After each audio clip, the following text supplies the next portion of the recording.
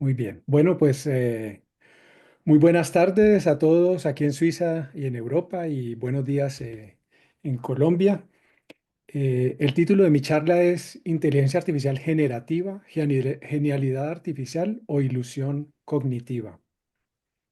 Quería primero decirles que el año pasado en otra charla eh, hice una introducción a lo que es la inteligencia artificial, a los diferentes tipos de la inteligencia artificial. Y aquí pues no es indispensable haber visto la primera presentación, pero esto es como la segunda parte. Entonces, espero que sea de su agrado, que aprendan cosas nuevas. Em, Primero que todo, voy a dar una definición de inteligencia artificial. Voy a definir la inteligencia artificial como los algoritmos y tecnologías que permiten a las máquinas realizar tareas intelectuales normalmente llevadas a cabo por humanos y tomar decisiones por sí mismas. Entonces, entrando ya más en el tema de la inteligencia artificial generativa, ¿qué es este tipo de inteligencia artificial? Es una inteligencia artificial que genera contenido realista, bien sea imágenes, texto, video, sonido, tan realista que tenemos dificultades en diferenciarla de grabaciones o de imágenes o de fotos que tomamos en la realidad. Entonces, un primer ejemplo es esta imagen, una foto de un astronauta cabalgando en el espacio. Obviamente que es algo imposible, pero fue generado describiendo de manera textual lo que queríamos ver en esa imagen. Esta es una imagen que marcó el inicio de un desarrollo exponencial de la inteligencia artificial generativa. Un poco antes habíamos visto sistemas que podían generar caras realistas. Esta es una cara, pero de una persona que no existe.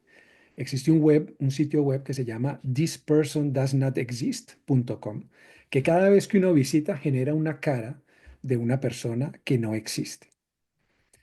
Otros ejemplos que podemos citar es cómo sería la versión humana de Homero Simpson o a qué se parecería si tomáramos una foto de Aristóteles partiendo de una estatua de este gran filósofo. Y finalmente quería mostrarles una generación de una foto donde tenemos a Albert Einstein, Isaac Newton y Stephen Hawking tomando el té juntos. Pero yo aquí voy a concentrarme más en generación de texto. No voy a hablar de la generación de imágenes ni de otro tipo de contenido. Ustedes saben y habrán seguramente ensayado sistemas donde uno puede entrar texto, uno puede hacer una pregunta a un sistema y este sistema es capaz de contestar de una manera coherente y profunda. Es lo que llamamos los modelos de lenguaje. Y estas preguntas pueden ser tanto preguntas filosóficas como preguntas muy específicas de un dominio muy especializado. Estos sistemas son hoy en día muy impresionantes, pero precisamente el objetivo de esta charla es preguntarnos si ese sistema realmente entiende lo que está diciendo, si este realmente entiende lo que le estamos preguntando, si este sistema es capaz de razonar.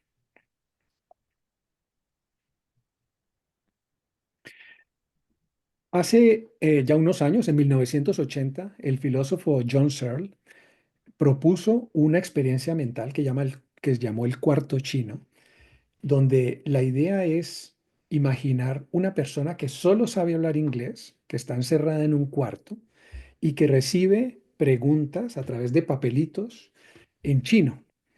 Y esta persona tiene un libro donde encuentra las respuestas a todas las preguntas en chino.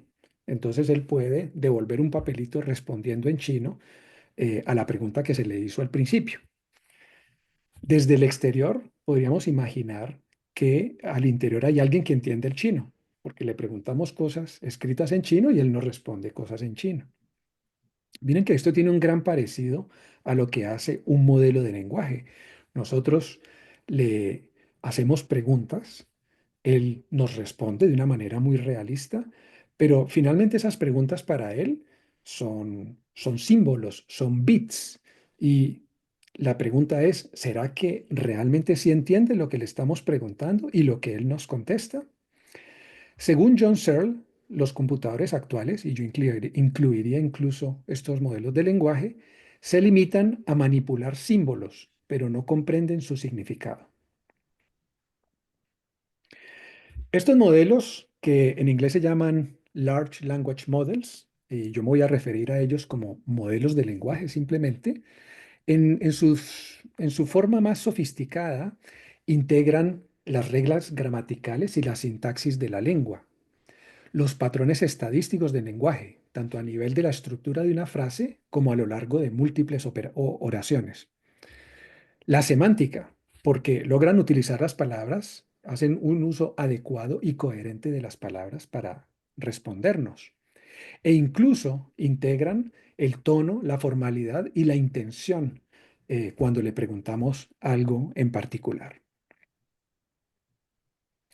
Esto es precisamente el objetivo original de la inteligencia artificial. Hace 70 años, un grupo de visionarios escribió un proyecto para reunirse durante 2 meses y charlar sobre la posibilidad de, de programar las máquinas, los computadores, de tal forma que lograran utilizar el lenguaje, formaran abstracciones y conceptos. Esta era la idea de base de John McCarthy, Marvin Minsky, Claude Shannon, creando este encuentro en el verano de 1956.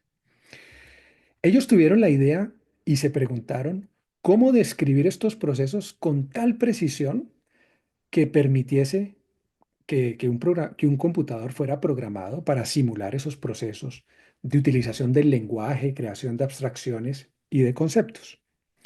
Y es precisamente esta idea la que nos guió o la que guió a los investigadores durante muchos años en el área de la inteligencia artificial.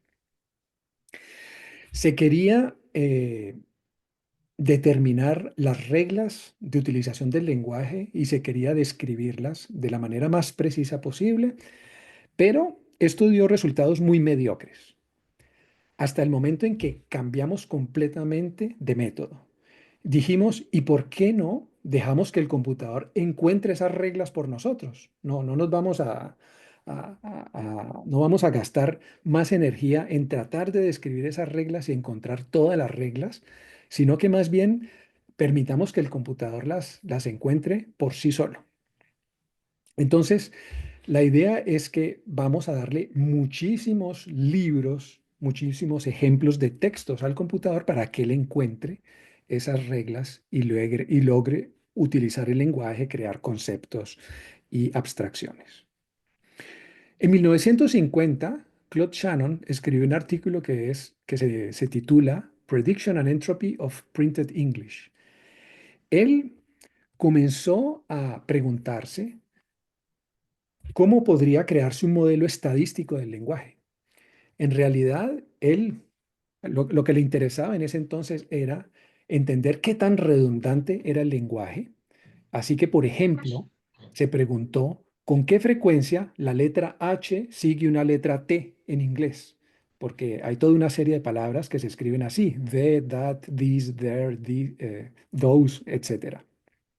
Entonces, para estudiar esto, se inventó una especie de juego que se parece mucho al ahorcado. En el ahorcado hay una serie de líneas que indican palabras que hay que adivinar y hay una palabra detrás que hay que encontrar. En el paper de Shannon es toda una frase y hay que adivinar letra por letra el contenido pues, de esta frase. Entonces, la primera letra, supongamos que pensamos que es una T y él tomó nota de el número de letras que eran necesarias por personas para encontrar esa primera letra. Entonces, bueno, de primer ensayo encontramos la primera letra. Como encontramos la primera letra, lo más posible es que la siguiente sea una H. Entonces, Andrés, perdona que te ¿sí? interrumpa, un anuncio interesante. Está transmitiendo por YouTube, hay que decirle a la gente que no es en la imagen original, sino a la derecha, en una que dice Test 5 que yo hice después, ahí está transmitiendo. Aparece en la misma página. Si la gente lo ve, ahí a la derecha, para que quienes enviaron mails por favor le cuenten a su gente eso. Disculpa. Perfecto, perfecto. Gracias, Fernando.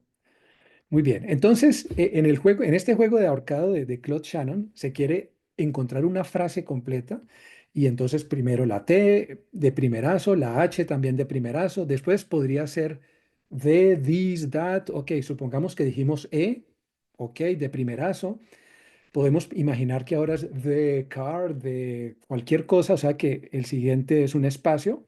Pues no, es una R y podemos imaginar que allí después de 3 intentos en promedio encontramos esta letra y así sucesivamente.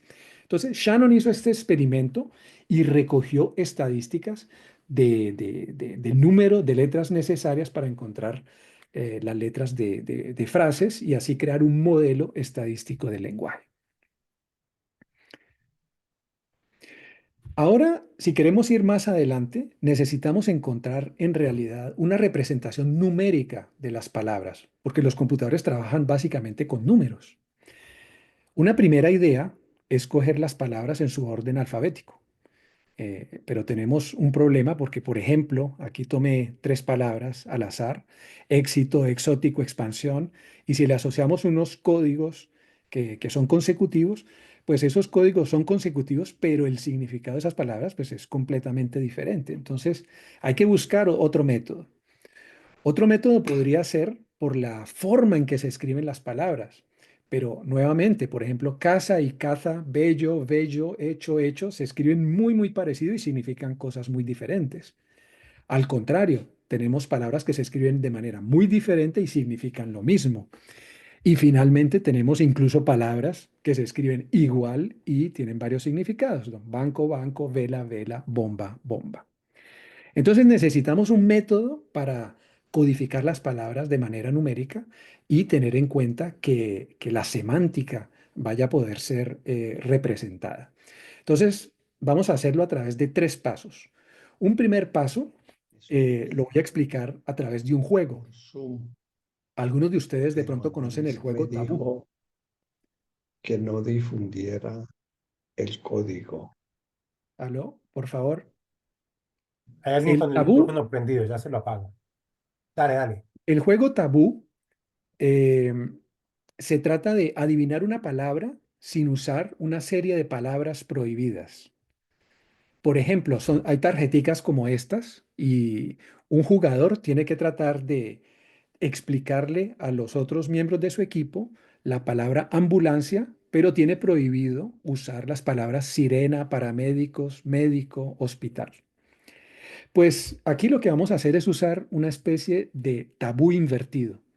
Vamos a darle significado a las palabras tratando de encontrar listas de palabras relacionadas. Queremos una lista de palabras relacionadas. Pero no vamos a hacer esto a la mano. Nuevamente, vamos a pedirle al computador que lo haga por nosotros, que él encuentre automáticamente una lista de palabras que le dé el sentido a cada palabra clave de nuestro vocabulario. Entonces le vamos a dar millones de libros, muchos textos, y el computador va a identificar, por ejemplo, una palabra, emoción, y alrededor de esta palabra va a tomar todas las palabras presentes y vamos a considerar que esas palabras le van a dar sentido a la palabra emoción. En este caso, pues está la, felicidad, es, una o estado. Se usan todas las palabras sin importar.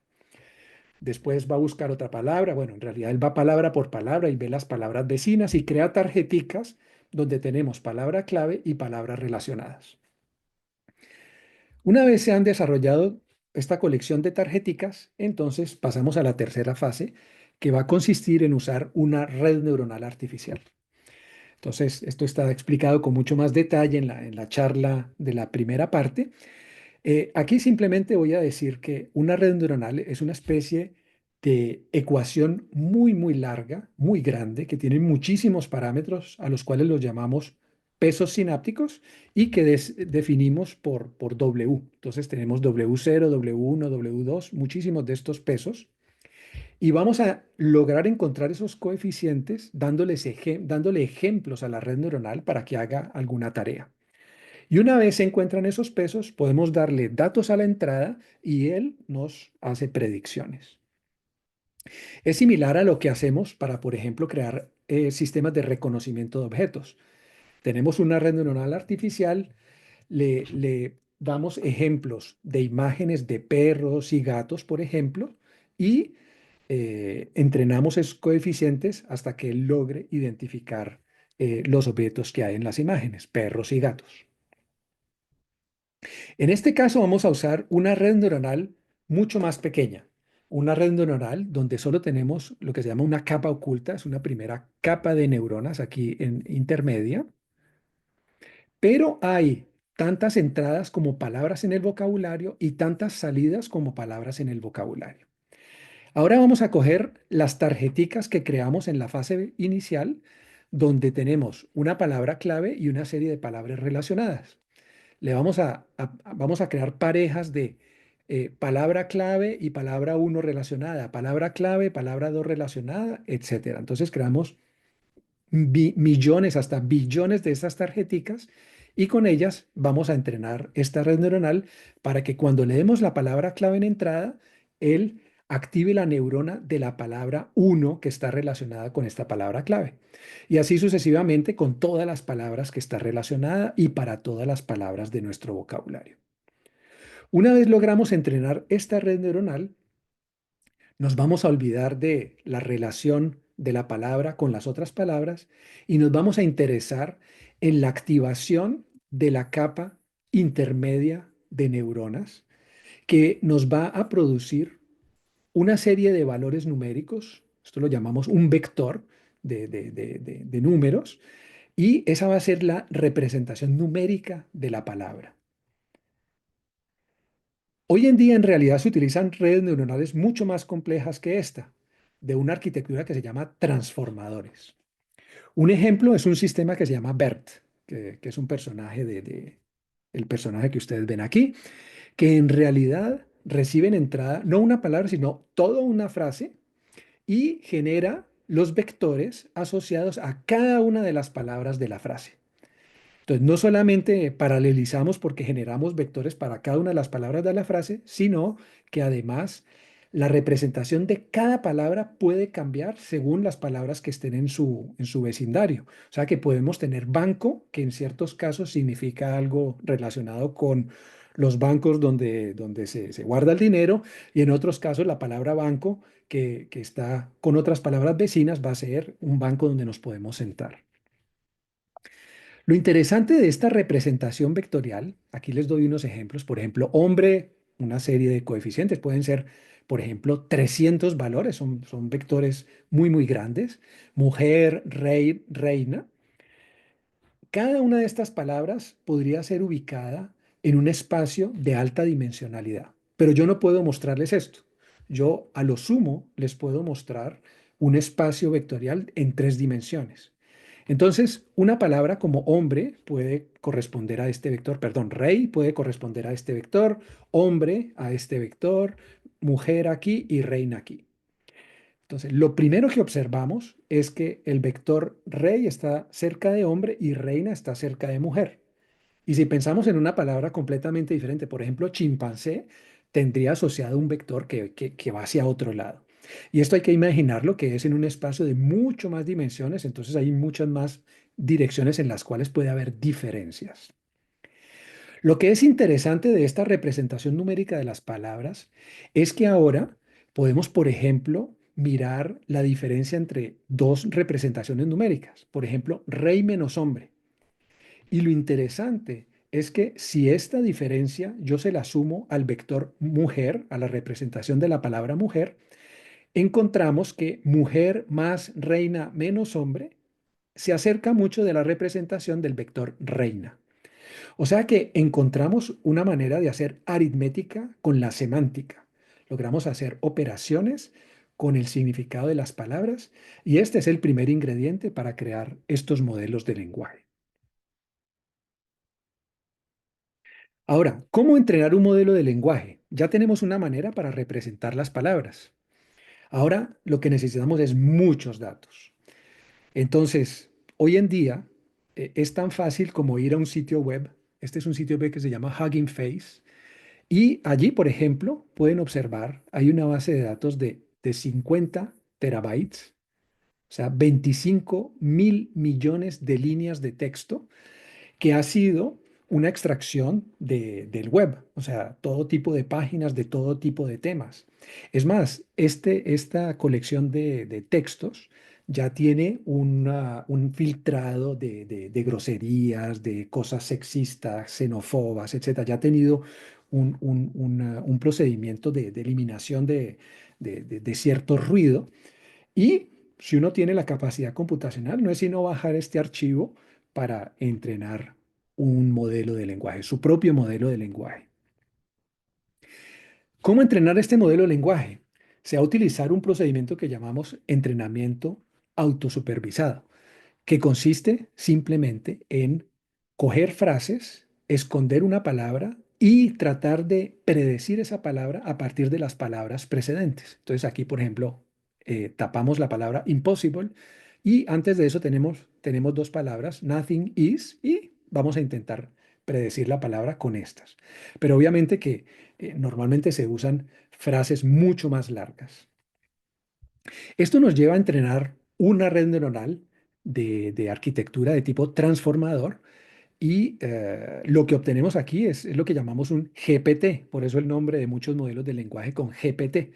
Es un Generative Pre-trained Transformer, o sea, es un transformador, una red neuronal que ha sido preentrenada, tapándole una palabra y tratando de predecir esa palabra con las anteriores, y que va a ser usado para generar texto.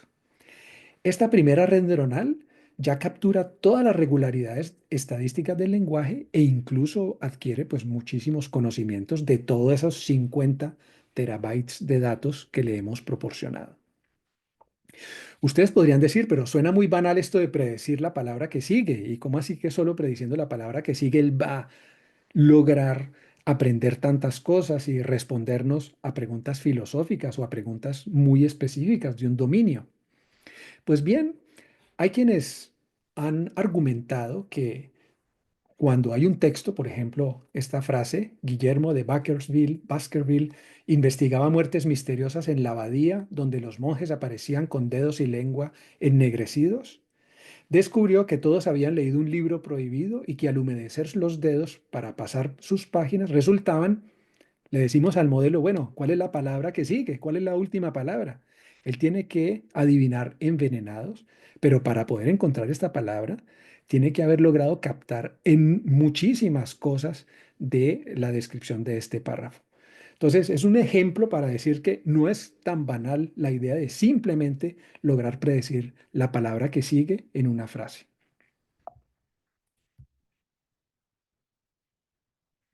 Ahora, ¿qué hacen estos modelos? Estos modelos, voy a hacer una explicación realmente súper simple. eh, Ellos lo que van a hacer es tomar una frase, por ejemplo, What is the capital of the state of containing Dallas?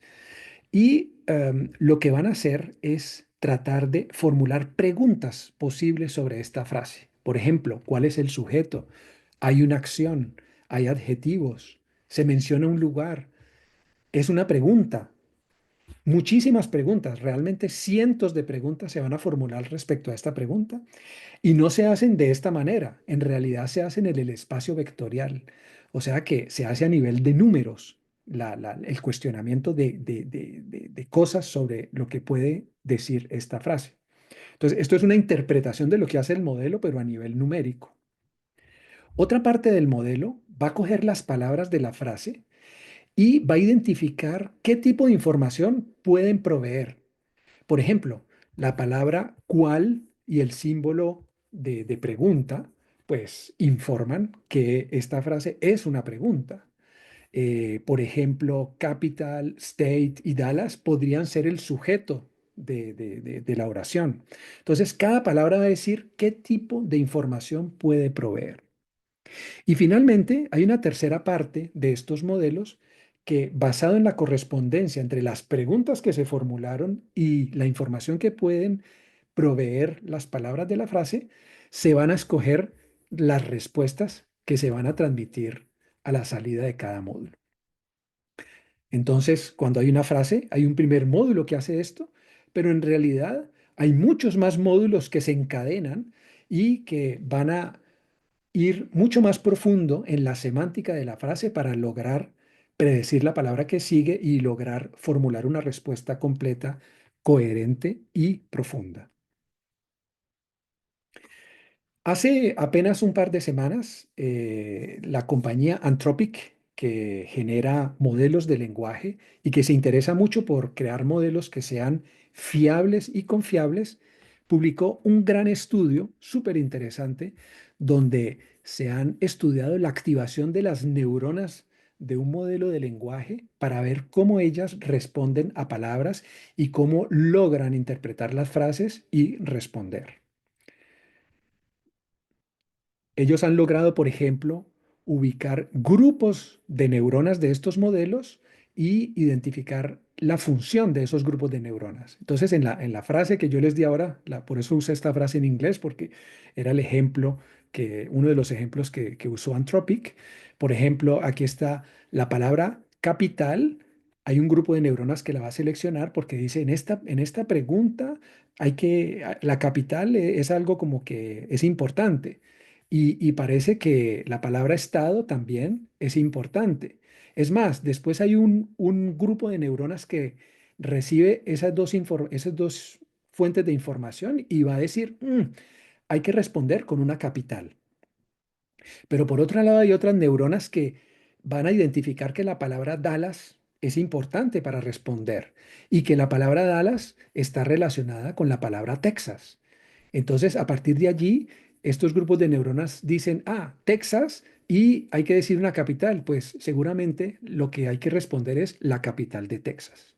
Entonces, en esta publicación súper interesante, se muestra cómo estos modelos, estamos empezando a entender cómo estos modelos hacen análisis de las frases.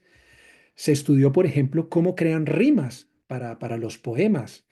Se estudió lo que llamaron el circuito del francés, porque son modelos que hablan múltiples idiomas y entonces se estudió un poco cómo se generan frases en francés, cómo se entiende el francés, cómo se hacen adiciones. Y en este punto es algo muy delicado porque él no adiciona como nosotros y es por eso que muchas veces puede producir errores.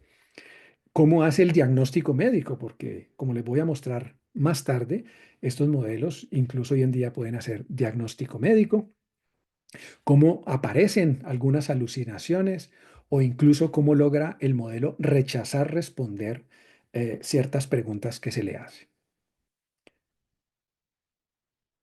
Bueno, volvamos a la creación de nuestro modelo de lenguaje. Yo les dije que con muchos datos se lograba crear un modelo estadístico del lenguaje que lograba buscando predecir la palabra que sigue. Pero estos modelos ya existían desde hace años. Incluso Google tenía uno de los modelos más complejos de lenguaje, pero en noviembre del 2022 lo que sorprendió al mundo fue algo que hizo OpenAI muy particular. Ellos cogieron este modelo de lenguaje y dijeron, vamos a hacer una nueva fase de entrenamiento. Por encima de este modelo preentrenado, vamos a hacer un ajuste del modelo de manera supervisada. Entonces, vamos a utilizar una base de datos de ejemplos donde vamos a decirle al modelo que cuando le hacemos una pregunta tiene que respondernos, que cuando le pedimos que resuma algo, tiene que resumir el texto, que cuando le pedimos una lista de cosas, nos dé una lista. O sea que de cierta manera lo instruimos para que aprendiera a conversar y a responder lo que nosotros le pedíamos. Eso fue lo que lo convirtió realmente, pasó de modelo de lenguaje en un chatbot. Y por eso es que ellos le pusieron el nombre ChatGPT. Primero era un modelo de lenguaje y ahora es un modelo de lenguaje conversacional. Esta fase además permite que indicarle tipos de formatos de respuestas, por eso a veces es como repetitivo y uno como que vuelve y encuentra los mismos patrones de respuesta, también para que sea educado, dice, sí, disculpe, usted tiene razón, etcétera, etcétera. OpenAI no se quedó allí. Pasaron por una tercera fase de entrenamiento donde nuevamente constituyeron una nueva base de datos, esta vez de preguntas. Estas preguntas se le hacían al modelo, a la red neuronal que ya ha sido ajustada para responder a preguntas. Se tomaron esas respuestas y se contrataron humanos, evaluadores humanos para determinar si esas respuestas eran correctas o escoger cuál de esas respuestas era mejor, cuál era preferida. Hicieron un ranking de las respuestas y con esa retroalimentación se llegó a un modelo final. Esta es una fase bastante controvertida porque OpenAI contrató gente en Kenia muy mal paga para hacer este trabajo. Este modelo final lo que nos dio fue una especie de monstruo en la comunidad. Circula esta imagen de un monstruo que se llama Shogot, de una historia de ciencia ficción, que ha sido medio humanizado por la primera fase de aprendizaje supervisado y que se le ha dado una carita sonriente con la segunda fase de ajuste del modelo por aprendizaje por refuerzo. Pero como ustedes saben, a veces el monstruo sobrepasa la carita sonriente y nos contesta o cosas que no son correctas o que tienen, que pueden ser peligrosas. Genialidad artificial. Miren que con esta base de datos de 50 terabytes, donde hay gran parte del conocimiento de la humanidad, se lograron crear primero modelos de redes neuronales de, por ejemplo, 8.000 millones de parámetros y vimos que podían comenzar a entender el lenguaje, podían comenzar a respondernos a preguntas. Y algo que fue muy sorprendente es que cuando se crearon modelos más grandes, con más parámetros, comenzaron a adquirir nuevas competencias. Ya eran capaces de resumir textos, de traducir de diferentes lenguajes. E incluso llegó un momento en que sobrepasaron un cierto tamaño y ya eran capaces de explicarnos chistes, explicarnos problemas de física, de matemáticas, etcétera. Esto hizo pensar que si se continuaba a aumentar el tamaño de estos modelos, se iban a adquirir competencias incluso superiores. Se habló de inteligencia artificial general, que voy a referirme más tarde. La verdad es que ahora hemos llegado como una especie de saturación y incluso hoy en día podemos hacer modelos mucho más pequeños que tienen competencias de modelos muy grandes del inicio. Hoy en día tenemos muchos modelos. Está ChatGPT, que todo el mundo conoce y la mayoría de las personas cuando habla de AI, pues habla de ChatGPT, pero está Copilot de Microsoft, Llama de Meta, Claude de Anthropic, Gemini de Google, Mistral, que es el modelo de lenguaje europeo y que yo prefiero en estos momentos, Qwen de Alibaba. A estos modelos hay que sumarle uno nuevo que fue anunciado en enero de este año, el 20 de enero. Una compañía china, DeepSeek, anunció un nuevo modelo que tenía un desempeño muy comparable a los mejores modelos existentes. ¿Y por qué hablo en particular de este modelo? Porque en realidad esta fue una de las motivaciones para crear esta charla. Nos preguntamos qué había detrás de ese modelo tan particular, no solo porque había logrado un desempeño muy bueno, sino porque tuvo consecuencias económicas muy importantes. Una semana después del anuncio de DeepSeek, Nvidia, que es la compañía principal que fabrica los chips, los circuitos integrados que aceleran estos algoritmos de inteligencia artificial, perdió 600.000 millones de dólares en valorización. ¿Por qué? Porque en realidad este modelo se logró entrenar con solo una estimación de 5.6 millones de dólares, solo porque en realidad los otros modelos de OpenAI, de Meta, de Google, habían necesitado 100 millones de dólares y más para ser entrenados. Entonces, la compañía china había logrado entrenar de una manera mucho más económica estos modelos y alcanzar muy buenos desempeños. Detrás de eso había habido una prohibición de venta de estos circuitos de inteligencia artificial a la China. O sea, se le había limitado el número de circuitos que podían comprar y esto fue al fondo lo que hizo que los investigadores en China encontraran muchas optimizaciones y lograr lo que lograron. De cierta manera es una medio buena noticia para el medio ambiente, porque el hecho de que sean más baratos de entrenar es porque utilizan menos energía. El problema puede ser que ahora que se banalice un poco la creación de estos modelos, pues se generalice mucho más su uso y finalmente pues volvamos a consumir tanta energía como si había, como era, como era en un inicio. Bueno, las astucias detrás de DeepSeek en realidad son bastante técnicas. Yo quería para esta charla mirar qué hizo, qué permitió, qué cambio fundamental hizo que DeepSeek lograra ese desempeño. Entonces, les voy a mencionar algunas para transmitir una lección de todo esto. Una es que en vez de predecir una palabra después de múltiples palabras en una frase, buscaron predecir múltiples palabras. Es algo bastante lógico, ¿cierto? Pero esto era un paper, esto ya había sido publicado en un paper de Microsoft y universidades chinas en el 2022, o sea que no era algo nuevo, era algo que ya se había explorado. Usaron también un principio que se llama de múltiples expertos, que se utiliza hoy en día en muchos modelos, y en realidad se basan en papers de Geoffrey Hinton y Jeff Dean, que trabajaban con Google en el 2017 y otros papers del 2022.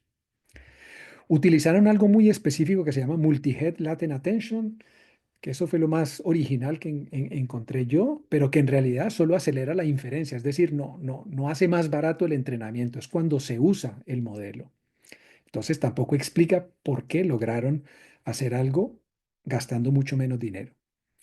Hubo toda una serie de optimizaciones de bajo nivel. Por ejemplo, algo que se llama dual pipeline, o sea, es comunicación entre los circuitos, pero también se basa en un paper que ya existía del 2024.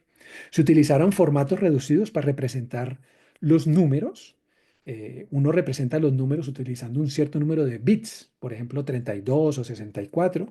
Y NVIDIA había publicado un artículo donde se utilizaban 8 bits, o incluso Google había publicado un artículo donde se utilizaban 16. Ellos utilizaron estas diferentes representaciones de números para lograr hacer cálculos de manera más eficiente, pero eran principios que ya se conocían. Y finalmente se hicieron optimizaciones de alto nivel, donde, por ejemplo, entrenaron un primer modelo que sirvió de profesor para entrenar otro modelo. Y ese principio también ya estaba publicado, incluso desde el 2015 por Geoffrey Hinton y más recientemente en el 2023. Entonces, finalmente hubo toda una serie de optimizaciones pequeñas, por decirlo así, pero la suma de todas esas optimizaciones permitió el breakthrough de lograr entrenar un modelo de un gran desempeño y gastando muchísimo menos energía y dinero. Lo cual me hace pensar en los llamados a proyectos que hay a veces a nivel internacional, donde nos dicen, no buscamos optimizaciones incrementales, lo que estamos buscando son breakthroughs. Y aquí vemos un ejemplo donde toda una serie de optimizaciones incrementales llegan a un breakthrough en el dominio. ¿Qué tan buenos son estos modelos? Existe toda una serie de tests, de benchmarks con los cuales se evalúan los modelos. Por ejemplo, hay uno que utiliza preguntas de ciencias, matemáticas y humanidades, otro de biología, física y química, otro programas de programación, otro de razonamiento, otro de matemáticas. Lo que quería mostrarles aquí es que, excepto, por ejemplo, donde hay más diferencias entre unos modelos y otros, en la mayoría de las otras pruebas, miren que los modelos son bastante buenos. O sea que no es que haya un modelo que esté muy por encima de los otros. Estos modelos hoy en día funcionan bastante bien para la mayoría de las cosas.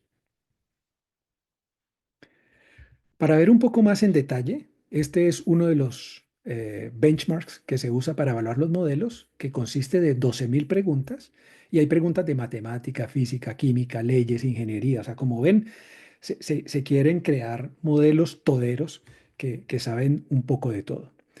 En este tipo de test, los modelos alcanzan entre 85 y 88% y los expertos humanos 90%. O sea que nos acercamos a los expertos humanos, pero no los sobrepasamos. En otro modelo, que se llama el Graduate Level Google Proof Q&A Benchmark, hay 448 preguntas de biología, física y química y se dice que es Google Proof porque en principio uno busca en Google y no va a encontrar la respuesta a las preguntas. Incluso los humanos que presentan este examen tienen derecho a usar 30 minutos de acceso a Google para ayudarse. Expertos y doctorantes alcanzan un 65% de preguntas correctas, los no expertos solo 34%. Si vemos estos modelos, por ejemplo, Gemini 1.5 de Google en mayo del 2024 alcanzó 59%, se están acercando a los expertos humanos. En septiembre ya OpenAI logró un modelo que sobrepasó, que logró 71% y más recientemente incluso obtienen 88% con este modelo de diciembre del 2024. O sea que sobrepasamos ya este tipo de test. Sobrepasamos los humanos en este tipo de test. Hace ya unos años, cuando salió ChatGPT, se le hizo pasar un test de coeficiente intelectual, solamente la parte de comprensión verbal. En ese entonces, en Scientific American se publicó un artículo y la conclusión fue que ChatGPT había obtenido 155 puntos, lo cual sobrepasaba 99,9% de los humanos evaluados. Estos modelos también resultan ser especialistas. Se les ha hecho pasar, por ejemplo, exámenes de licencias médicas, el examen de licencia médica en Estados Unidos, donde los estudiantes de medicina logran sacar promedio de 59%. Estos modelos ya a partir de 2023 han logrado sobrepasar los expertos, los estudiantes de medicina, alcanzan 86, 90 y 91%. También se les ha hecho pasar exámenes, por ejemplo, de leyes. Este es un ejemplo, este es un examen que deben pasar los estudiantes de leyes para ser abogados en Estados Unidos. Esta es la franja de puntos con la cual se logra pasar el examen. GPT-4 logra sobrepasarlo y este es un poco el desempeño de los estudiantes. Incluso se han preparado pruebas para que estos modelos sean evaluados analizando imágenes, por ejemplo, de particiones o, por ejemplo, de gráficas de estadística o gráficas de ciencias o imágenes médicas, caricaturas o circuitos electrónicos. Hoy en día estamos buscando generar sistemas multimodales. Ha, han sido tanto, ha sido tan increíble el éxito de estos modelos en estos exámenes que ahora se está creando lo que se ha llamado el último examen de la humanidad.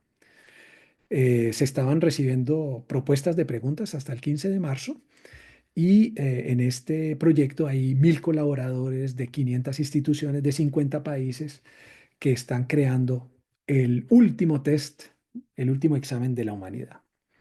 Y por ahora, esto es un poco los desempeños de los modelos en las pruebas anteriores y en este último test, pues como ven, los modelos todavía son bastante malos.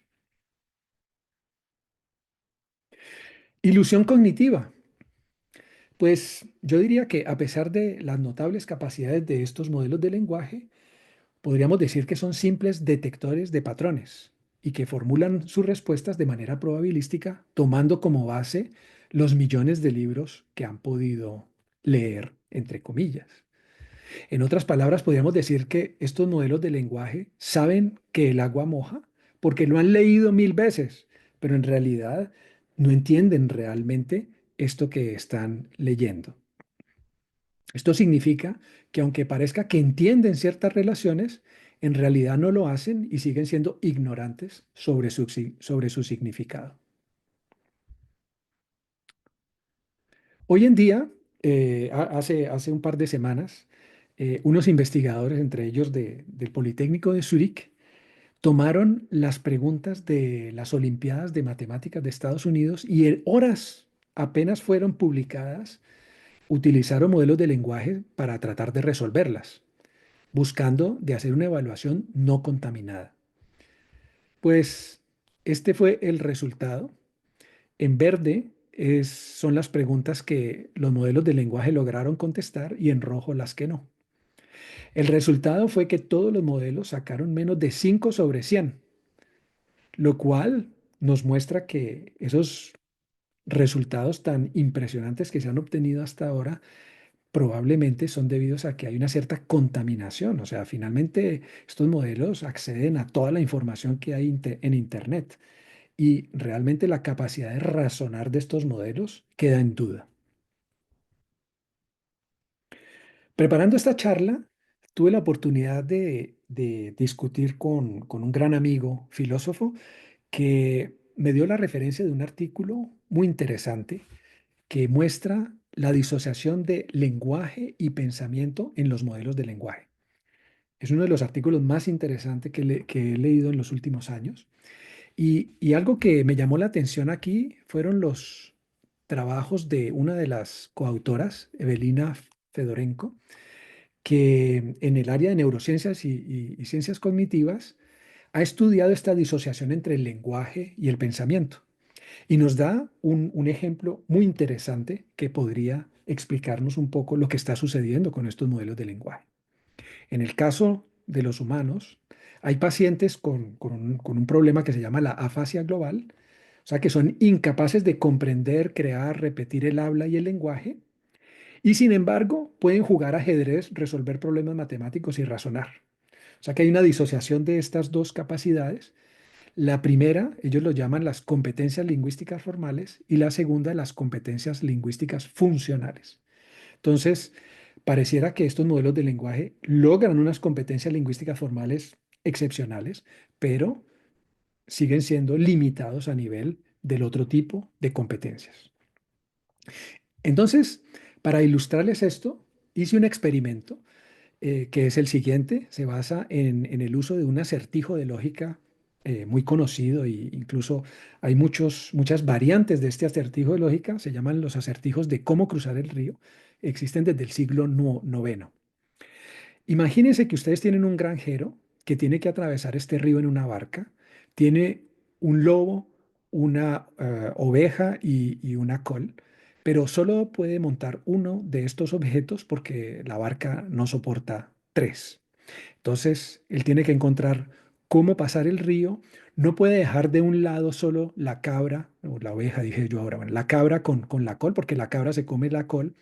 No puede dejar de un lado solo el lobo con la cabra, porque el lobo se come la cabra.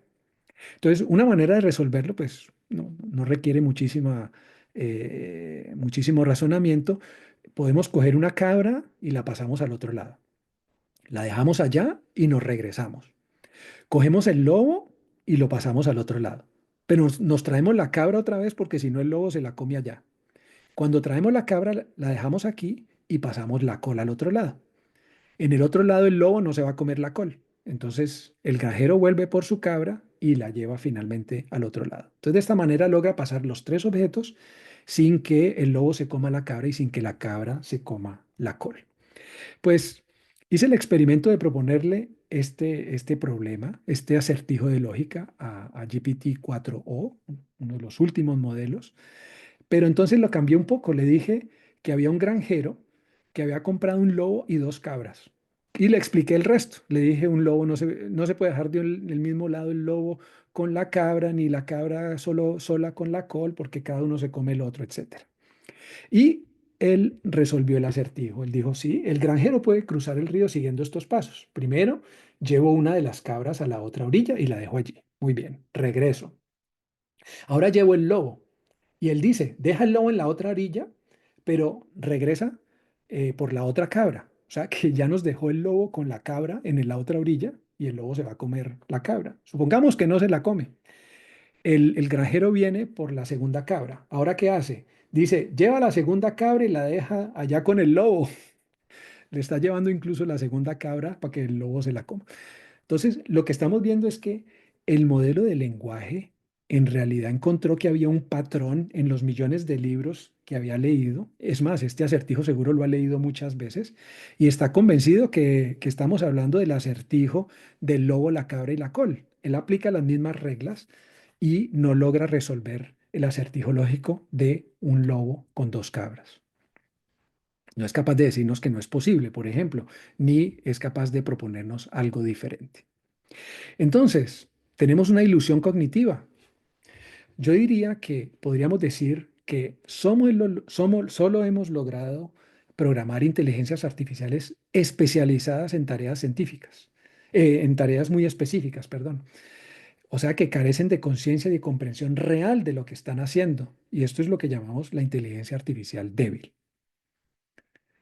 Las inteligencias artificiales actuales, además, carecen de capacidades fundamentales como poder crear un modelo del mundo, crear planes jerárquicos y tener una memoria persistente. Esto es algo que Yann LeCun ha insistido mucho. Al contrario, existe lo que llaman la inteligencia artificial fuerte o inteligencia artificial general, lo cual es una inteligencia artificial hipotética que sería capaz de comprender, razonar y adaptarse de forma autónoma con una conciencia y una comprensión del mundo comparables a las del ser humano. ¿Qué le faltan a estos modelos de la inteligencia artificial débil? Hace unos años, en 1990, Steven Arnad propuso, en todo caso, una de las razones por las cuales estas inteligencias siguen siendo débiles. Y él lo llamó el Symbol Grounding Problem. Para ilustrarlo, la idea es la siguiente. ¿Cómo podríamos aprender el significado de los caracteres chinos usando un diccionario chino-chino? Imagínense que no conocemos ni una palabra en chino y tenemos solo un libro chino-chino. Pues estamos completamente perdidos realmente. Vivimos en un mundo abstracto donde unos símbolos se refieren a otros símbolos, pero no sabemos, no tenemos ni idea a qué se refieren. Este es el Symbol Grounding Problem. O sea, lo que dice Arnad es que los símbolos no están anclados con el mundo físico. Nosotros, en cambio, logramos conectar las palabras con su significado a través de la experiencia directa con lo que representan, utilizando nuestros sentidos y acciones. Es más, las palabras que se refieren a conceptos más abstractos parece que utilizan el anclaje de palabras más básicas, digamos, que normalmente se refieren a nuestro cuerpo y a la relación de nuestro cuerpo con su ambiente. Por ejemplo, si yo les doy esta frase, me dieron un empujón y pude salir de este problema, miren que en este caso darme un empujón es como una ayuda, pero lo estamos interpretando como movernos en el espacio. Darnos una ayuda es como darnos un empujón, movernos y sacarnos de un hueco, por ejemplo. Hacemos inmediatamente una asociación con palabras que tienen que ver con nuestro cuerpo y con el mundo físico. O, por ejemplo, me sentí vacío después de esta situación. En este caso, el estado de ánimo es como un contenedor físico. También podemos decir, eso me llenó de alegría. Llenamos nuestro contenedor físico y estamos contentos. O, por ejemplo, llegamos muy lejos en este proyecto. Aquí, llegar muy lejos, el resultado de un trabajo intelectual es como abarcar una gran distancia, llegar muy lejos. Es muy difícil incluso utilizar otras palabras a veces.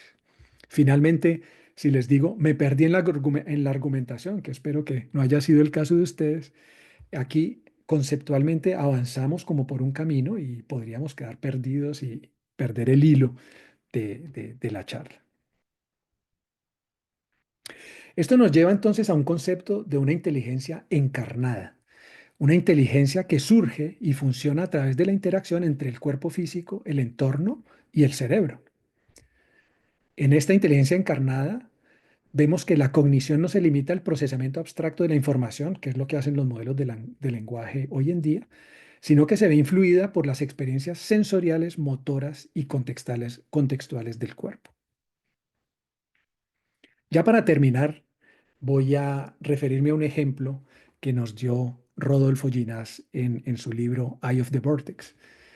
Él nos habló de unos animales marinos, los tunicados, los cuales tienen un sistema nervioso y nadan buscando comida, evitando predadores, pero cuando llegan a la edad adulta, buscan una roca para aferrarse.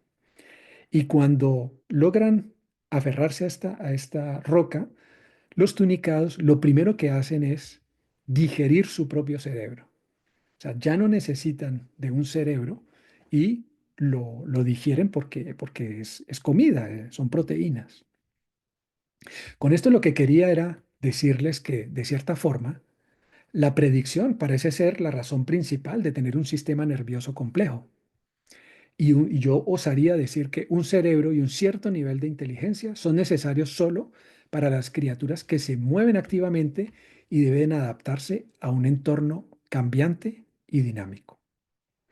Entonces, inteligencia artificial generativa, genialidad artificial, sí, logramos hacer cosas increíbles, pero a la vez una ilusión cognitiva.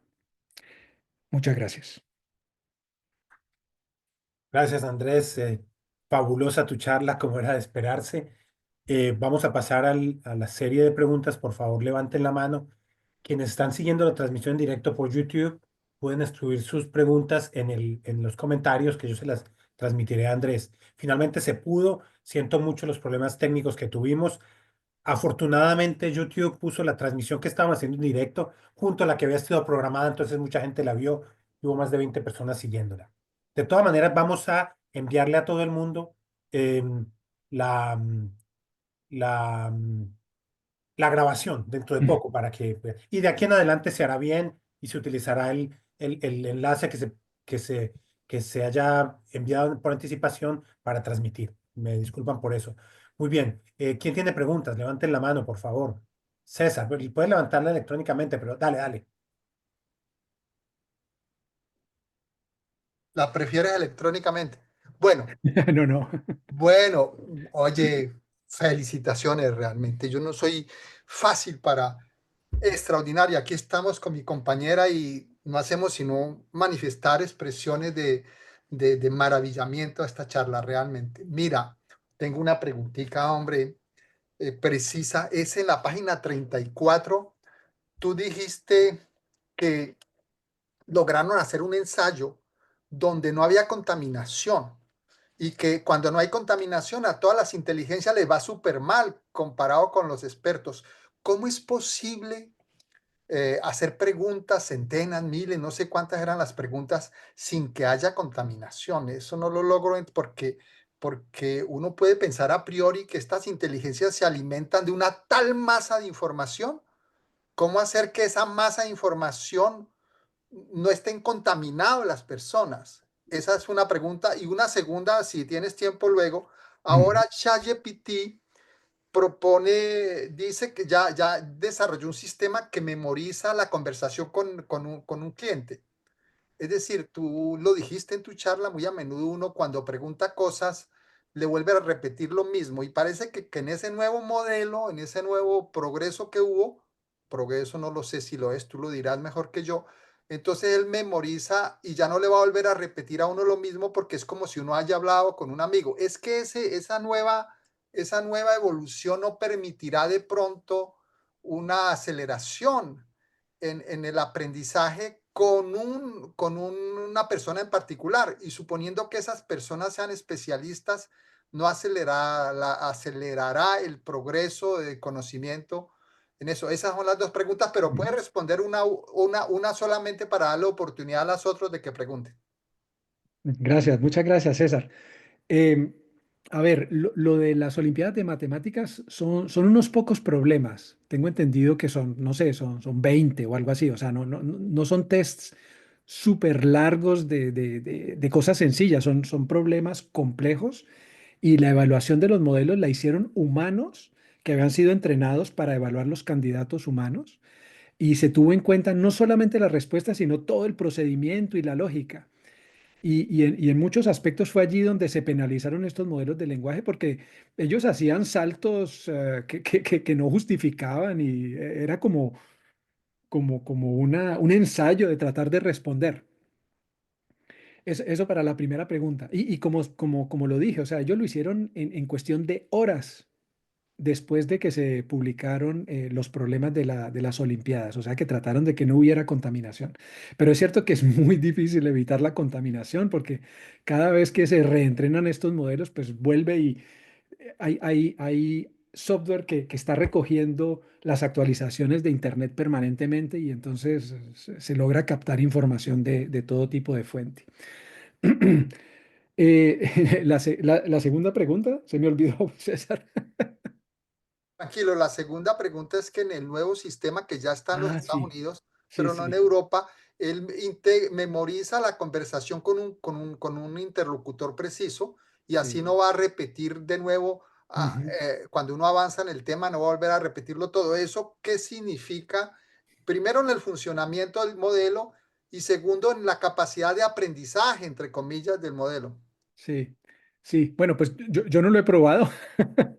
O sea que lo que podría especular es que ese conocimiento obviamente que va a personalizar un poco las respuestas, de pronto ya, yo sé por un amigo que me dijo que a veces él le hacía preguntas en inglés y en algún momento él le contestó en español. Y él le dijo, pero ¿por qué me escribes en español si yo te pregunté en inglés? Y él dijo, porque yo sé que tú sabes español. Entonces, puede haber interacciones un poco así más ricas y personalizadas, pero yo creo que simplemente lo que se hace es enriquecer el contexto para mejorar la calidad de la respuesta, pero no creo que vaya a haber un salto realmente cualitativo en las capacidades del modelo. Mejora en responderte y hacerte creer que él es inteligente, digamos. Muchísimas gracias. Oye, Sí. al final, si de pronto hay tiempo, tengo otra preguntita, pero ahora me paro. Muchas gracias. Oye, Gracias, César. felicitaciones de nuevo. Extraordinaria presentación. Eduardo, ¿quieres decir algo? Que tienes el micrófono prendido. Dale.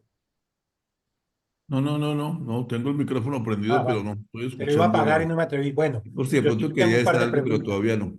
Está muy Yo sí tengo un bien. par de preguntas. Felicitar a Andrés, que estuvo muy buena la charla. Bravo, Andrés, bueno, como de Gracias, Eduardo. costumbre. La primera tiene que ver con la componente ambiental, por supuesto, que tú mencionaste. Leí hace poco en un artículo en Nature que ya hicieron el cálculo y una búsqueda simple con ChatGPT que corresponde a 1 litro de agua más o menos malgastado. O sea, eso va a ser un problema muy, muy grave. Ya lo está haciendo.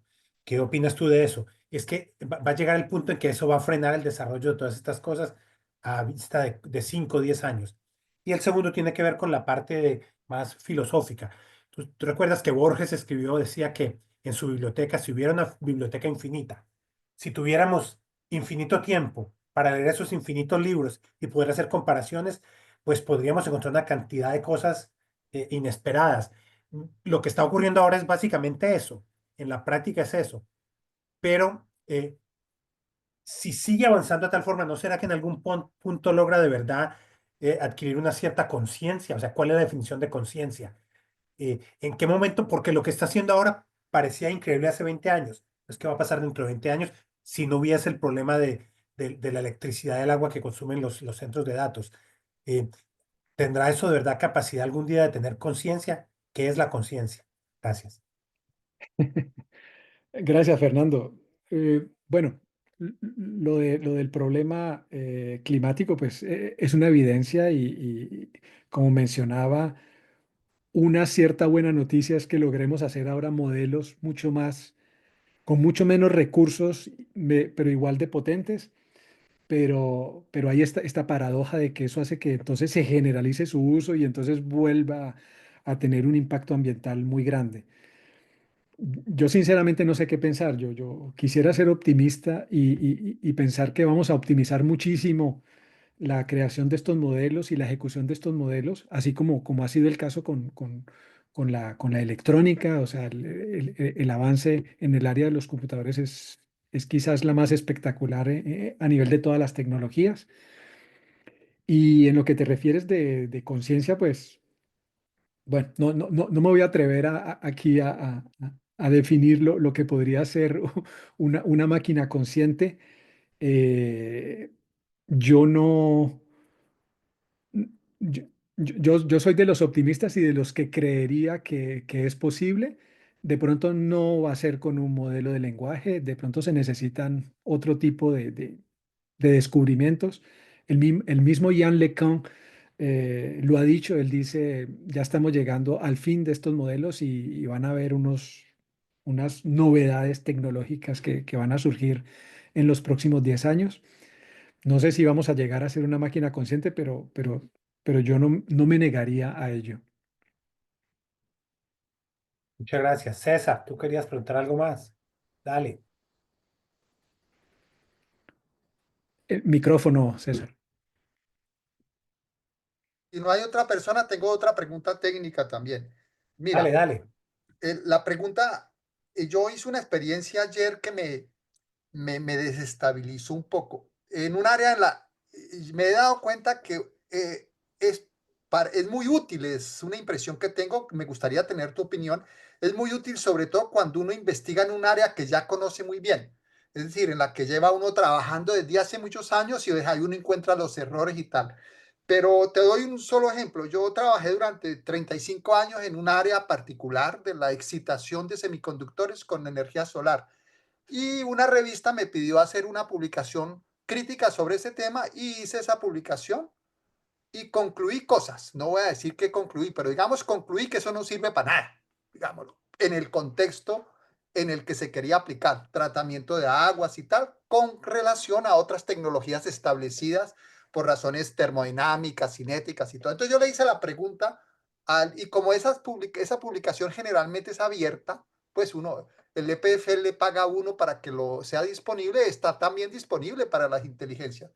Y primero me respondió de una manera súper entusiasta que sí que se utilizaba para tratar agua, tato, pues todo lo que decíamos nosotros mismos los investigadores para que nos dieran plata para investigar. Uno siempre dice que eso va a ser una maravilla y tal, bueno, pero llega un momento en que uno se da cuenta que no y resulta de que no, le dije, bueno, pero usted me parece que está diciendo mentiras, que usted está, que eso no es así. Entonces él me responde, es que usted es un especialista.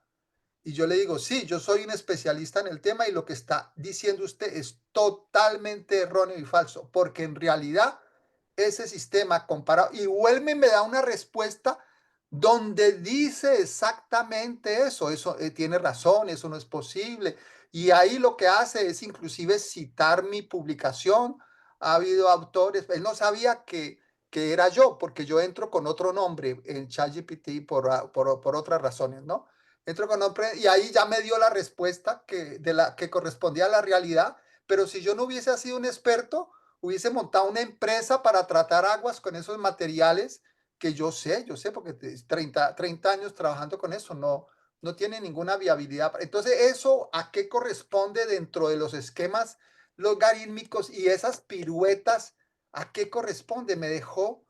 Y bueno, y tuve otra experiencia ayer en el cambio climático, donde también cambió totalmente de opinión, pasando de un optimismo, enorme optimismo frente a la posibilidad de frenar en los tiempos requeridos.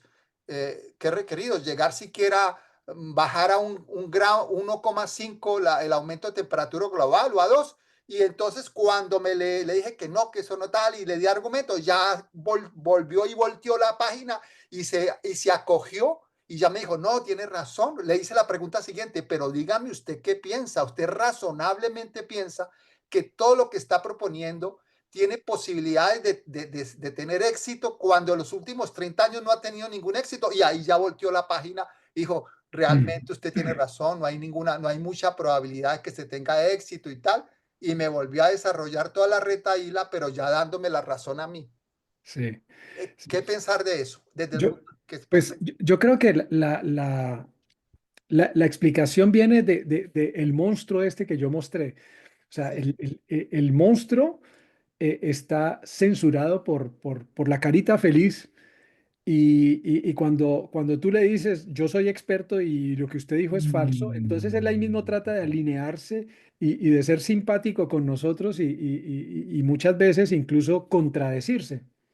sí, Entonces, esto ha sido necesario porque para evitar que estos modelos después resulten con cosas xenófobas o qué sé yo, que yo sé que han habido modelos que han discutido con adolescentes y que finalmente le dice, sí, tienes razón, encontrémonos en el otro mundo que es mejor.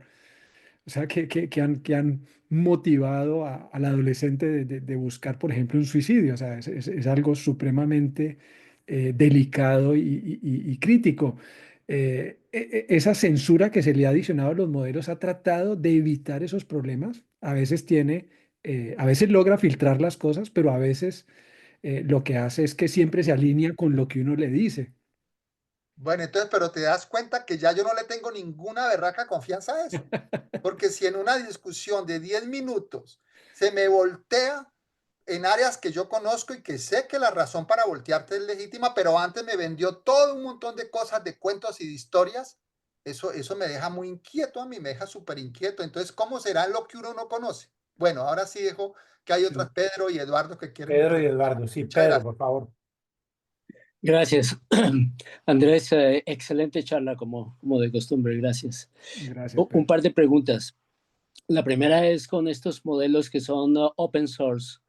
He visto, y esto es una pregunta de curiosidad de alguien que no pretende llegar a poder hacer eso, pero he visto eh, tutoriales en YouTube de geeks que dicen cómo tomar un modelo de estos open source y optimizarlo, hacer una especie de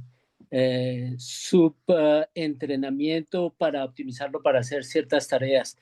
¿Qué tan difícil es esto? ¿Es algo que está al alcance de expertos de qué nivel? Esa es una pregunta. Y de pronto dejo la siguiente para después. Sí.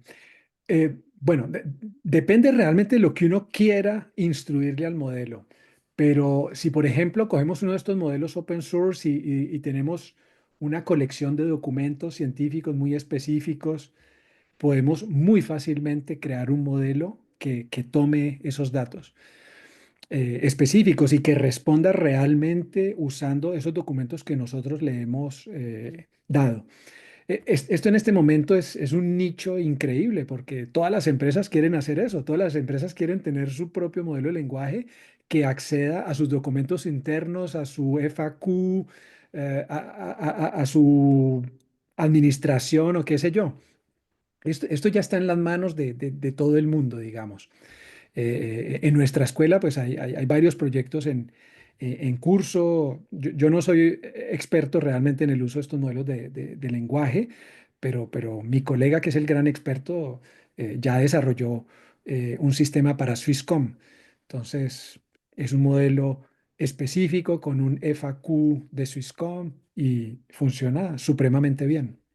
Ajá, ok, gracias. La segunda pregunta es más relacionado con el mundo editorial. Las revistas científicas, imagino que revistas en otros dominios, público, gran público, se enfrentan al dilema de cómo detectar textos que han sido generados con la ayuda exagerada o particular, totalmente generados por un modelo de lenguaje con muy poco input y muy poca eh, eh, eh, Esfuerzo. Ujú. esfuerzo crítico de quienes escriben.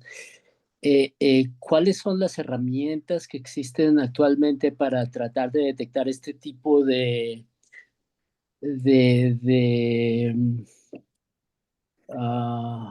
alteración, adulteración de contenidos para publicación en revistas Mm. eh, que tienen revisión por pares? Bueno, yo no he seguido el tema recientemente. Cuando salió ChatGPT, rápidamente salieron sistemas que supuestamente capturaban cierta información estadística en las frases y detectaba que eran producidas por estos modelos. Creo que ha habido algunos análisis donde hay palabras que normalmente usamos poco y el modelo tiende a usarlos mucho. Pero yo creo que es muy difícil y estos modelos están siendo actualizados ahora con mucho mayor frecuencia. Entonces yo creo que es muy difícil realmente captar que se han usado los modelos detrás.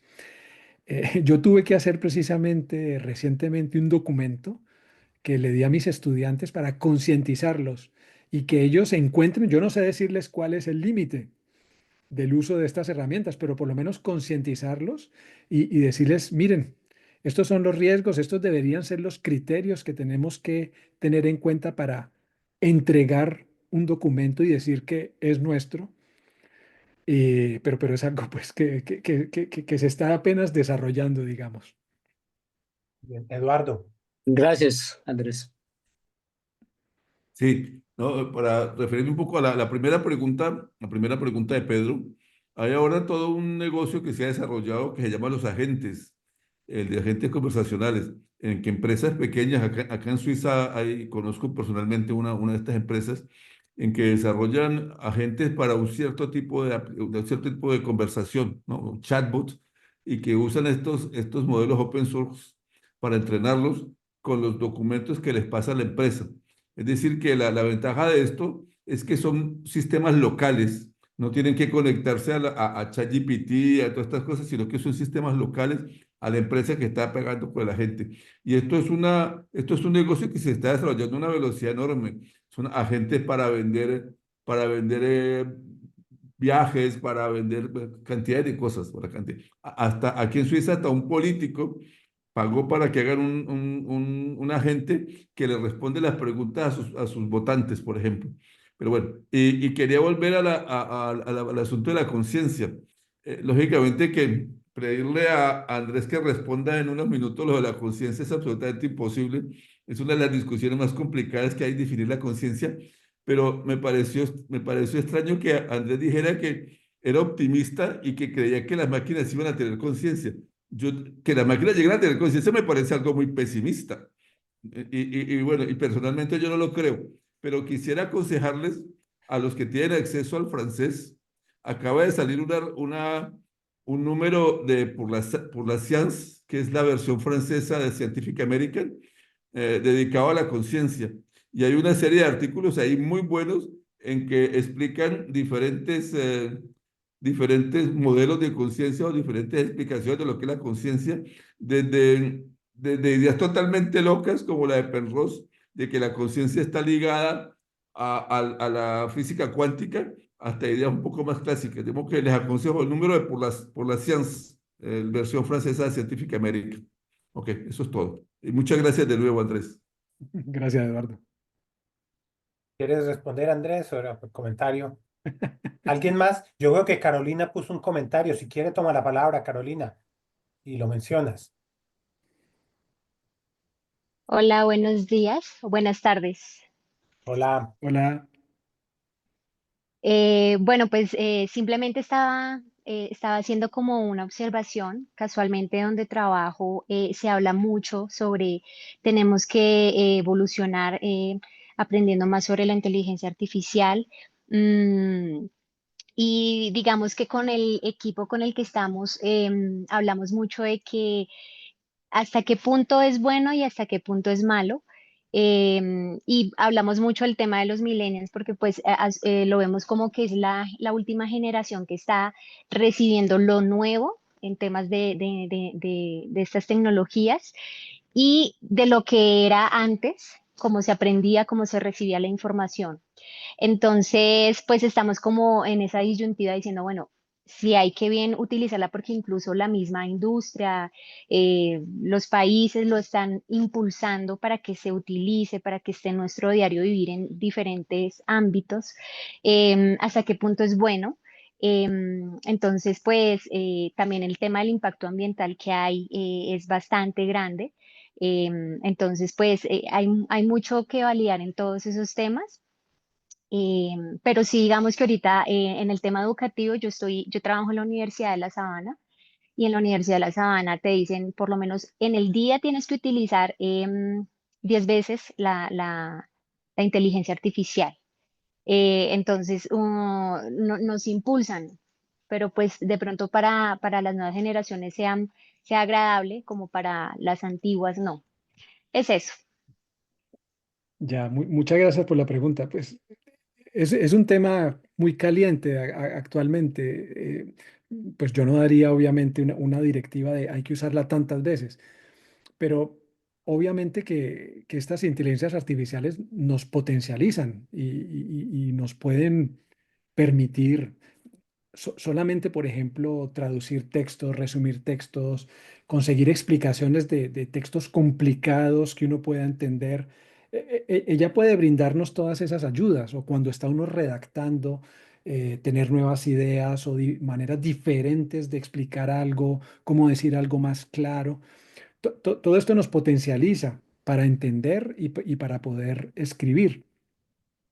Pero obviamente que es muy delicado porque fácilmente uno puede caer en la tentación de decir, bueno, pues yo le pregunto a la IA y finalmente no aprendo y la IA es sobre todo útil cuando uno es experto, como explicaba ahora César. O sea, tiene uno que saber juzgar que lo que finalmente le está diciendo la IA tiene sentido y es correcto.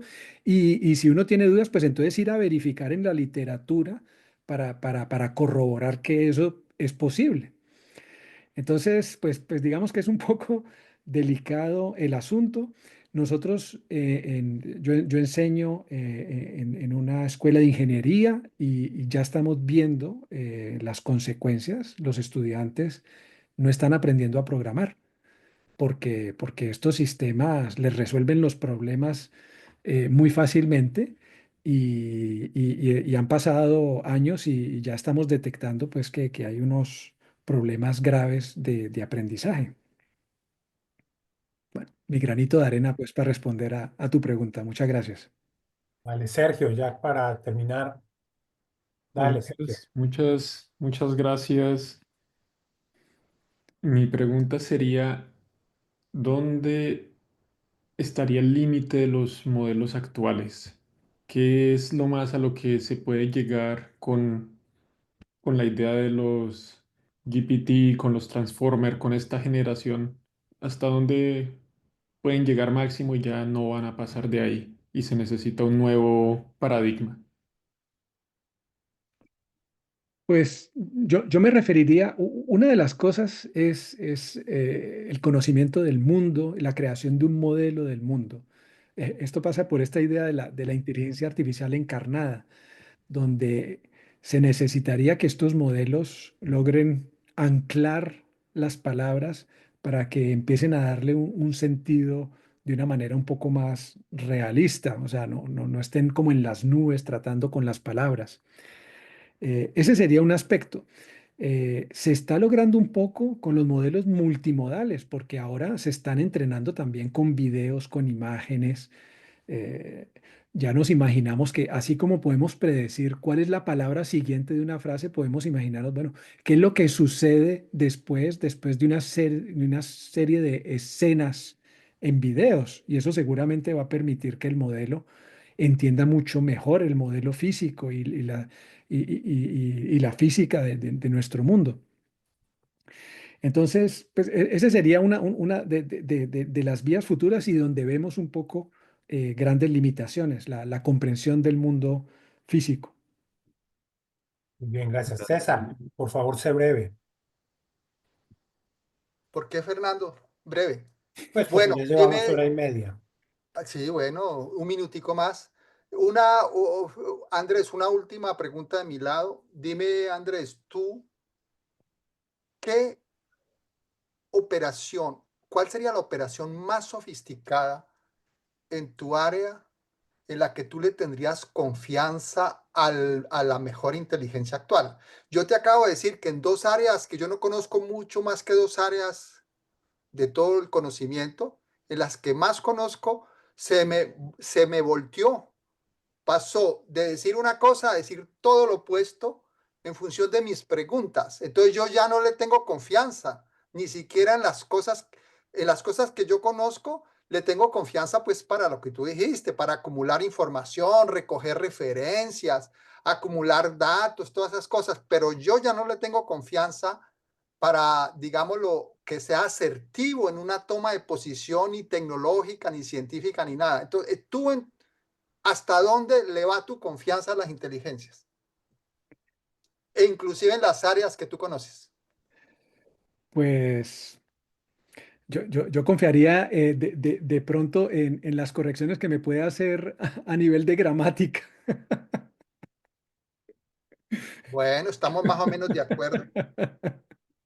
Bueno, Yo, muchas yo, yo, gracias. yo siempre pongo en duda, Ah, releo y como decía ahora, muchas veces ir a verificar uno mismo en las revistas, en las fuentes, si lo que está diciendo tiene sentido y es verídico, pero casi que yo diría, ok, bueno, si él me corrige algo en gramática, en inglés, en francés, en español, me propone una frase más sí. fluida, elegante, qué sé yo, ok, lo acepto. Y entonces, ¿qué pasaría con toda una generación de estudiantes de las nuevas generaciones que van a mamar ChatGPT de aquí para adelante? ¿Cuál sería el riesgo? Ya lo están haciendo. ¿Cuál sería el riesgo, en tu Pues, opinión? como decía ahora, o sea, el problema del no aprendizaje, realmente, la facilidad de preguntarle a la IA y ya. Entonces, finalmente pensar es difícil. Pensar consume energía, pensar necesita concentración, motivación, berraquera, Sí. y es muy fácil acomodarse a lo que le dice uno la IA. Bueno. Muy Y bien, si muchas esa gente es la gracias. que va a alimentar la información, todos los que le aprenden a ChatGPT, que no aprenden a pensar, alimentan los nuevos bancos de datos, ¿dónde vamos a terminar? Bueno, muy bien, muchas gracias. Yo creo que Bueno, ya podemos dar por concluida. Nos muchas envía Miriam gracias. Sánchez un saludo por YouTube. Dice que ve muchas caras conocidas. Me imagino que a pesar de lo envejecidas. La próxima charla será el 3 de mayo sobre los relojes atómicos. El 26 de abril tenemos una privada en homenaje a un miembro de ese grupo que falleció. Muchísimas gracias. Siento mucho el problema que hubo con YouTube. Al final sí se transmitió en otro canal, pero que estaba puesto al lado. Entonces, casi 20 personas lo vieron y lo siguieron. Les vamos a enviar a todos la grabación de este completa, a toda la gente que recibió la invitación. Y los esperamos en la próxima. Gracias, Andrés. Genial. Gracias, Muchas Muchas gracias a todos. gracias, Andrés. Gracias, Excelente. muchísimas gracias, gracias. Muchas gracias a todos. gracias. Aprendimos. Gracias, Andrés. No, Un Muchas muchas abrazo. gracias gracias. Gracias, Gracias, feliz chao. tarde, Gracias. para todos y todas. noche.